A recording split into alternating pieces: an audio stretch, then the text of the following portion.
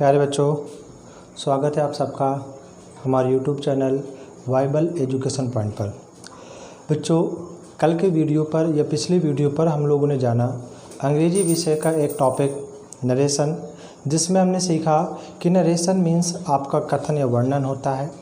Narration एक narrate verb से बना है और नरेशन के अंतर्गत हम लोगों ने सीखा था कि इसकी दो स्पीच होती हैं, एक डायरेक्ट स्पीच और एक आपकी होती है इनडायरेक्ट स्पीच, जैसे कि यहाँ पर ऊपर लिखा हुआ है। डायरेक्ट स्पीच का मतलब ये होता है कि जब हम कभी वक्ता के द्वारा कहे गए शब्दों को एज इट इज कह देते हैं या लिख देते हैं तो वह आपका डायरेक्ट स्पीच कहलाता है। और जब वक्ता या स्पीकर के द्वारा कहे गए शब्दों को अपने शब्दों में लिखते या कहते हैं तो वह आपका इनडायरेक्ट स्पीच कहलाता है। ठीक, उसके बाद बेटा हम लोगों ने जाना था कि डायरेक्ट स्पीच के दो भाग होते हैं। आपको मैंने कल बताया था पिछले वीडियो पर कि डायरेक्ट स्पीच के दो भाग होते हैं। एक भाग आपका होता है रिपोर्टिंग वर्ब, और हम लोग यहाँ पर रिपोर्टिंग वर्ब का ही यूज करेंगे ताकि आपको पढ़ने में कन्फ्यूजन ना हो। और दूसरा भाग बेटा बताया था मैंने आप लोगों को रिपोर्टेड स्पीच। ठीक, इसके बारे में हम लोगों ने समझा था कल कि रिपोर्टिंग वर्ब का मतलब होता है डायरेक्ट स्पीच का वह हिस्सा जो कॉमा तथा इन्वर्टेड कॉमाज के बाहर दिया जाता है। और रिपोर्टेड स्पीच के बारे में हम लोगों ने समझा था कि डायरेक्ट स्पीच का वह हिस्सा जो इन्वर्टेड कॉमाज के अंदर दिया जाता है। जैसे यदि मैं इसको एक उदाहरण के द्वारा आप लोगों को समझाऊं, यहाँ से लिखते हैं हम लोग कि the teacher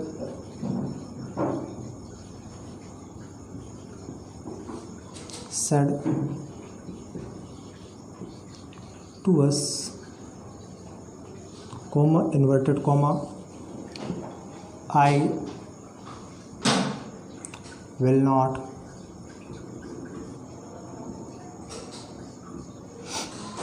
start my classes during lockdown.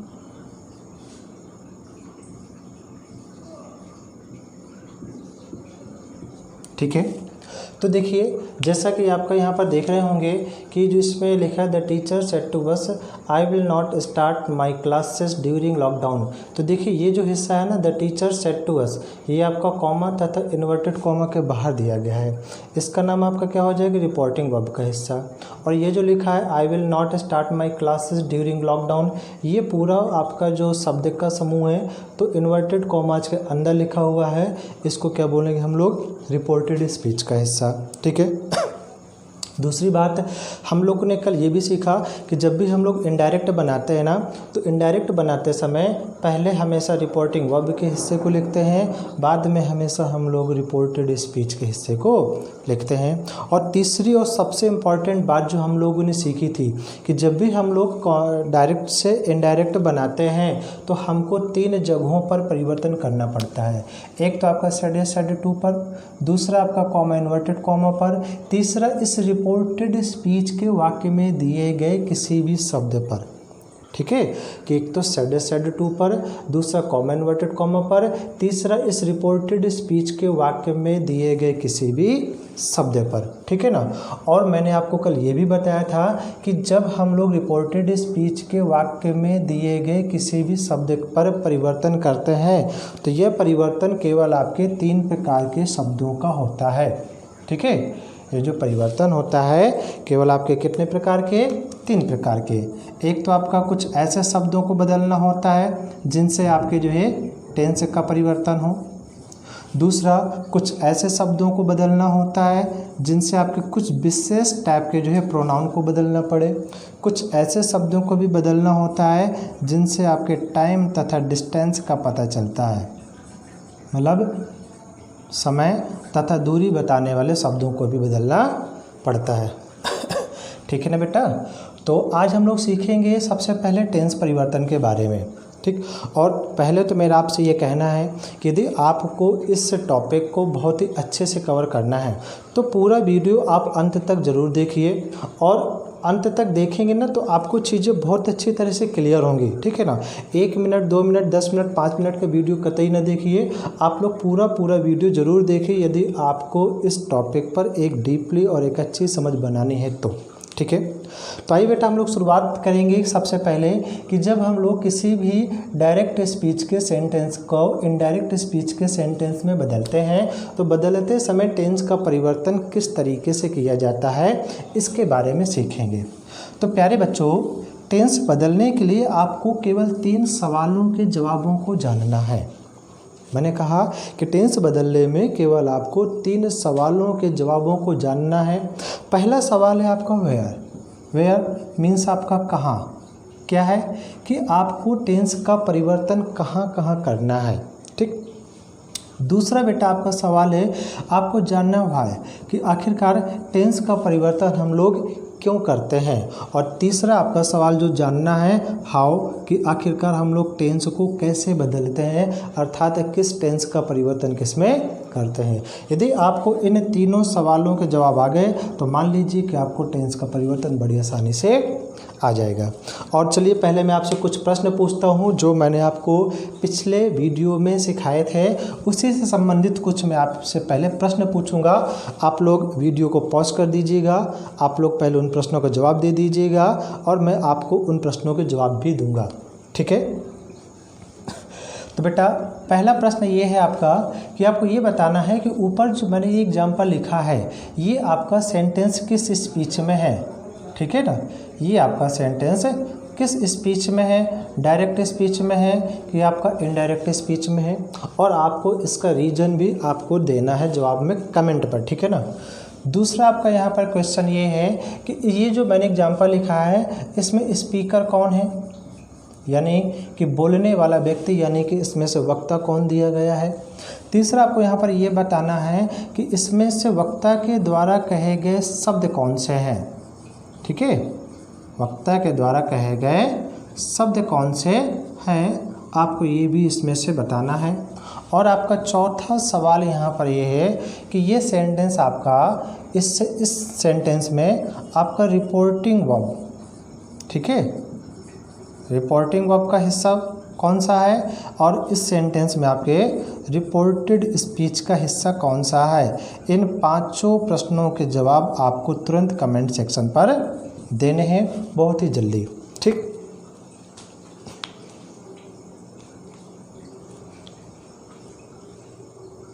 हाँ तो देखिए बेटा आप लोगों ने जो बताया कि पहले बात करेंगे हम लोग पहले सवाल की कि आपका ये सेंटेंस डायरेक्ट में है कि आपका इनडायरेक्ट में है। तो ये सेंटेंस आपका डायरेक्ट स्पीच में है।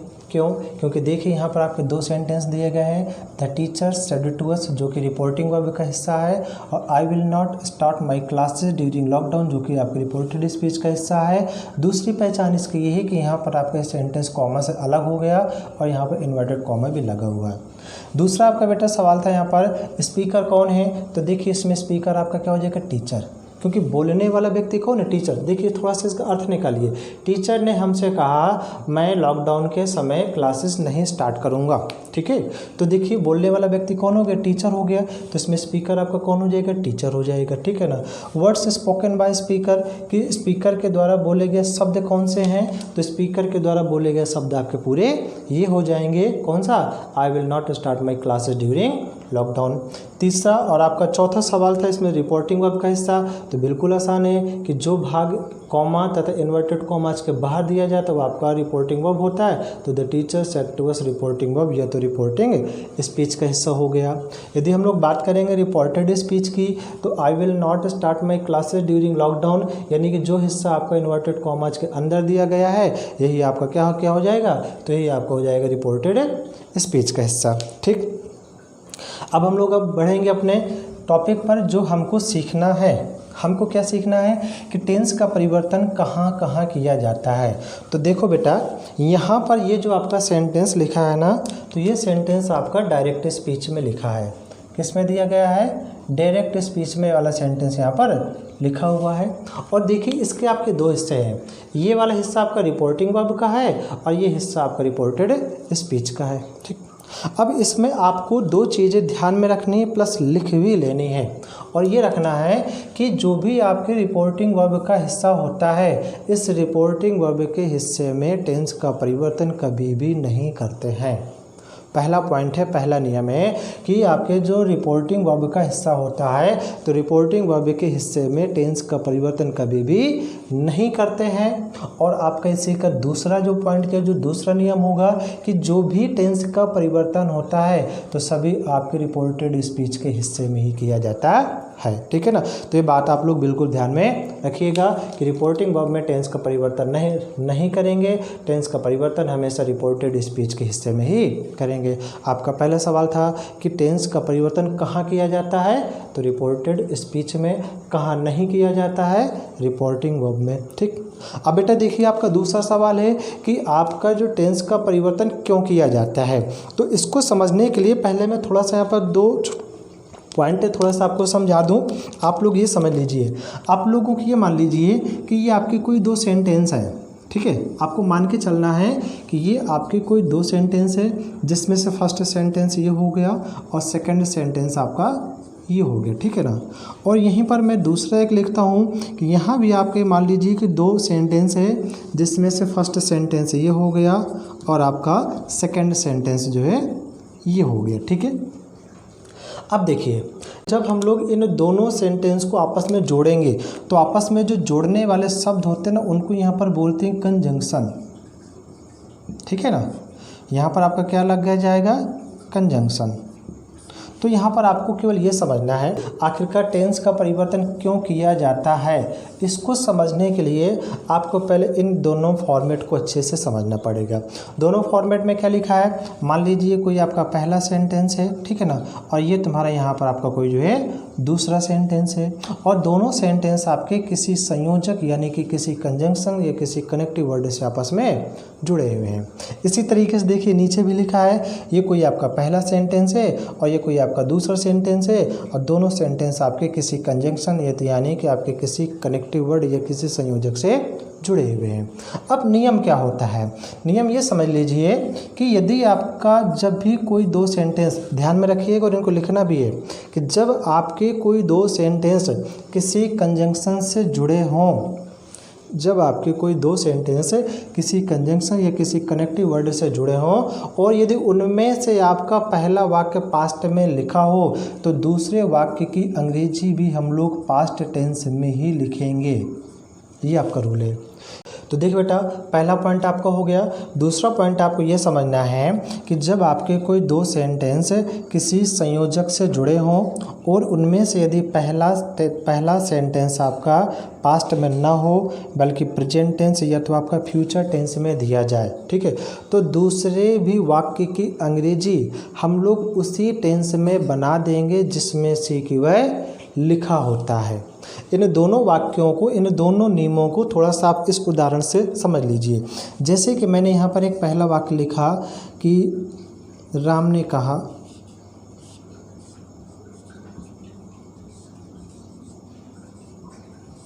कि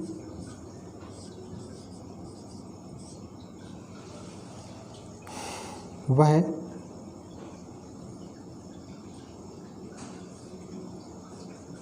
पागल है। दूसरा वाक्य मैंने यहाँ पर लिखा राम कहेगा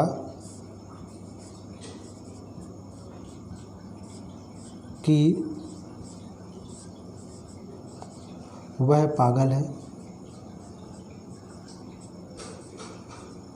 और देखिए यहीं पर हम एक तीसरा सेंटेंस भी लिखते हैं कि राम कहता है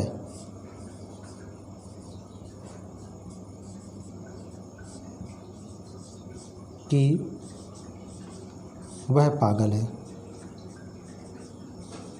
ठीक है, अब देखिए यहाँ पर देखेंगे कि यहाँ पर आपके देखिए दो दो सेंटेंस लिखे हैं। पहला वाक्य लिखा है, दूसरा वाक्य आपका ये लिखा है, और दोनों वाक्य यहाँ पर की संयोजक से जुड़े हुए हैं। अब देखिए ये पहला वाक्य आपका पास्ट में लिखा है तो हमें इस टेंस की भी अंग्रेजी किस में बनानी पड़ेगी, पास्ट में। तो इस प्रकार से इसकी अंग्रेजी कुछ ऐसे आएगी कि Ram said that he was mad. पहला सेंटेंस आपका कुछ ऐसे करके बनेगा। वही देखिए जब हम लोग दूसरे की बनाएंगे तो दूसरे वाक्य में भी देखिए कि पहला सेंटेंस आपका ये लिखा है, दूसरा सेंटेंस आपका ये लिखा है, और दोनों सेंटेंस यहाँ पर किस संयोजक से जुड़े हुए हैं। और देखेंगे कि पहला सेंटेंस आपका पास्ट में नहीं है बल्कि फ्यूचर में लिखा है, तो इसके अंग्रेजी कुछ ऐसे आएगी कि Ram will say that he is mad. और वही देखिए जब हम लोग यहाँ पर तीसरे वाक्य की बात करेंगे तो देखिए पहला सेंटेंस ये लिखा है, दूसरा सेंटेंस आपका ये लिखा है, और दोनों सेंटेंस यहाँ पर किस शब्द से जुड़े हुए हैं। तो इसकी अंग्रेजी कुछ ऐसे बनेगी कि Ram says that he is mad. ठीक, अब देखिए यहाँ पर आपको मैंने जो दो नियम समझाए थे उसी नियम के तहत मैंने यहाँ पर इनकी अंग्रेजी भी बनाई है। मैंने क्या बताया था कि जब दो सेंटेंस किसी संयोजक से जुड़े होते हैं और यदि उनमें से उसका पहला वाक्य पास्ट में हो तो दूसरे की भी अंग्रेजी आपको पास्ट में बनानी है। देखिए यही नियम आपका इसमें से लागू हो रहा है कि दो सेंटेंस हो गए, दोनों आपका किस शब्द से जुड़े हुए हैं। पहला सेंटेंस देखेंगे तो पास्ट में लिखा है, और तो इस वाले की अंग्रेजी भी हम लोग यहाँ पर पास्ट में ही लिखेंगे। वही देखेंगे यदि हम लोग इस दूसरे वाले में तो देखिए ये आपके दो सेंटेंस हो गए। ये पहला सेंटेंस आपका फ्यूचर में लिखा है, देख रहे होंगे गागी ये लिखा है, फ्यूचर इंडिफिनिट में। ये दोनों यहाँ पर किस शब्द से जुड़े हुए हैं। ठीक, तो जब हम लोग इनकी अंग्रेजी बनाएंगे तो इसमें से क्या होगा, ये दोनों सेंटेंस जिस टेंस में दिए गए हैं उनकी अंग्रेजी उसी में बना देंगे। ठीक है ना। तो देखिए ऐसे लिखा है राम विल से दैट, और वह पागल लिखें कि अंग्रेजी he is mad.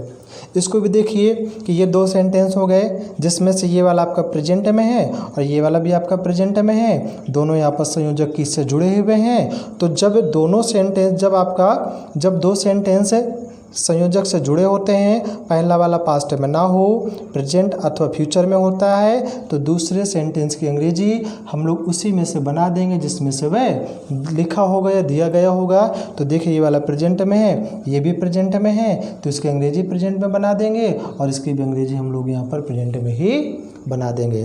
I hope मेरे ख्याल से आप लोगों की ये बात समझ में आई होगी कि हम लोगों ने इस वाले टेंस को पास्ट में क्यों लिखा जबकि ये आपका किस में लिखा है, प्रेजेंट में। तो केवल आपको एक सिंपल सा नियम लास्ट में याद रखना है, केवल आपको एक सिंपल सा नियम याद रखना है कि जब कोई दो सेंटेंस किसी संयोजक से जुड़े हों और उनमें से पहला वाक्य पास्ट में हो तो आपको दूसरे भी वाक्य की अंग्रेजी पास्ट में ही लिख देनी है बस। ठीक है ना। और इसी का जस्ट उल्टा कर लेंगे इसको कि जब कोई दो सेंटेंस किसी संयोजक से जुड़े हों और यदि पहला सेंटेंस पास्ट में ना हो तो दूसरे की अंग्रेजी उसी में से बना देंगे जिसमें से वह लिखा गया हो। ये आपका बेसिक नियम है इस वाक्य का कि हम लोग यहाँ पर टेंस का परिवर्तन क्यों करते हैं। अब मैं आपको इसी बात को देखो यहाँ पर भी समझाता हूँ। आप लोग बताइए कि ये जो आपका टेंस लिखा हुआ है the teacher said to us, ठीक है ना। तो बताइए ये जो आपका रिपोर्टिंग वर्ब का हिस्सा है तो ये टेंस आपका कौन सा है, प्रेजेंट में है, पास्ट में है कि फ्यूचर में है। तो आप लोग देख पा रहे होंगे लिखा the teacher said to us, यहाँ पर सेड दिया गया है। ठीक, यहाँ पर आपका क्या है, सेड दिया गया है। सेड बेटा क्या होता है, एक वर्ब होती है से की सेकेंड एंड थर्ड फॉर्म क्या होती है, सेड। ठीक है ना, से की सेकेंड एंड आपकी थर्ड फॉर्म क्या होती है, सेड। और ये जो यहाँ पर सेड लिखा है ना ये आपका सेकेंड फॉर्म वाला सेड लिखा है ना कि आपको ये थर्ड फॉर्म वाला।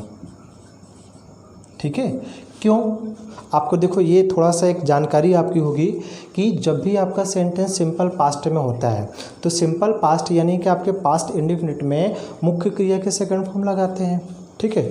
और जब भी आपकी किसी भी वाक्य में मुख्य क्रिया की सेकंड फॉर्म का यूज होगा तो उसके साथ में कभी भी हेल्पिंग वर्ब का यूज नहीं करते हैं। तो देखिए यहाँ पर सेड लिखा है, लेकिन इस सेड के साथ में किसी भी प्रकार की हेल्पिंग वर्ब का यूज नहीं हुआ, जैसे हैज, हैव, हैड, इनमें से किसी का भी यूज नहीं हुआ है। इसका मतलब है कि यहाँ पर सेड आपकी क्या है, सेकंड फॉर्म है। और जब सेड आपकी ये सेकंड फॉर्म है तो सेकंड फॉर्म मात्र आपके किस टेंस में आती है, सिंपल पास्ट या तो आपके पास्ट इंडेफिनिट में। इसका मतलब हुआ ये कि ये जो आपके रिपोर्टिंग वर्ब का टेंस है तो रिपोर्टिंग वर्ब का टेंस आपका किस में है, पास्ट में। अब देखिए जब आपको ये पास्ट में लिखा है तो आपको इस टेंस को भी किस में लिखना पड़ेगा, पास्ट में। लेकिन इस टेंस को पास्ट में आपको कब लिखना पड़ेगा, जब ये दोनों सेंटेंस किसी संयोजक से क्या हो जाएंगे, जुड़ जाएंगे, केवल तब। क्योंकि यही तो आपका रूल था कि जब कोई दो सेंटेंस संयोजक से जुड़े होते हैं, यदि पहला वाक्य पास्ट में होता है तो दूसरे को भी आपको पास्ट में लिखना पड़ता है। लेकिन अभी तो ये दोनों सेंटेंस हैं कैसे, अलग अलग दिए गए हैं, ठीक है ना। अभी ये दोनों आपके सेंटेंस अलग अलग दिए गए हैं, लेकिन जब हम लोग इसका यहाँ पर इनडायरेक्ट बना देंगे तो दोनों सेंटेंस आपस में जुड़ जाएंगे। तो इस वाले भी टेंस को आपको किस में से लिखना पड़ेगा, पास्ट में लिखना पड़ेगा। तो ये था आपके क्यों का रीजन कि आखिरकार हमें टेंस का परिवर्तन क्यों करना पड़ता है। हाँ देखिए बेटा, अब सारी चीज़ों को हम लोग शॉर्ट में समझते हैं कि जब भी हम लोग डायरेक्ट से इनडायरेक्ट बनाएंगे, ठीक है, तो डायरेक्ट से इनडायरेक्ट बनाते समय टेंस परिवर्तन में से कब कब टेंस को बदलना है, इसके लिए केवल आपको दो बातें ही ध्यान में रखनी पड़ेंगी। पहली बात कि यदि आपकी ये रिपोर्टिंग वर्ब का हिस्सा पास्ट में दिया जाए, ठीक है, तब तो आप लोगों को रिपोर्टेड स्पीच के वाक्य में टेंस को बदलना है। और यदि आपके रिपोर्टिंग वर्ब का हिस्सा पास्ट में ना दिया जाए तो आपको रिपोर्टेड स्पीच के वाक्य के टेंस को नहीं बदलना है। ये दोनों पॉइंट आप लोग लिख लीजिए। कौन सा, यदि आपका रिपोर्टिंग वर्ब पास्ट में दी जाए तो आपको रिपोर्टेड स्पीच के टेंस को बदलना है। यदि रिपोर्टिंग वर्ब पास्ट में ना दी जाए तो आपको रिपोर्टेड स्पीच के वाक्य के टेंस को नहीं बदलना है, ठीक है ना। अब देखिए बेटा, आज की वीडियो में हम लोग यहीं तक रखेंगे। अगली वीडियो में बात करेंगे कि हम जब यहाँ पर टेंस को बदलते हैं तो किस टेंस को किस में बदलते हैं, ठीक है ना। अगला जो आपका तीसरा क्वेश्चन था ना कैसे वाला, तो कैसे वाले का जवाब हम लोग अगले वीडियो में समझेंगे पूरा डिटेल से, ठीक है ना। और यदि आपको यहाँ तक किसी भी प्रकार की दिक्कत आई हो तो आप कमेंट सेक्शन में ज़रूर लिखिएगा कि आपको जो भी दिक्कत आती हो हम उस आपकी समस्या का समाधान ज़रूर करेंगे।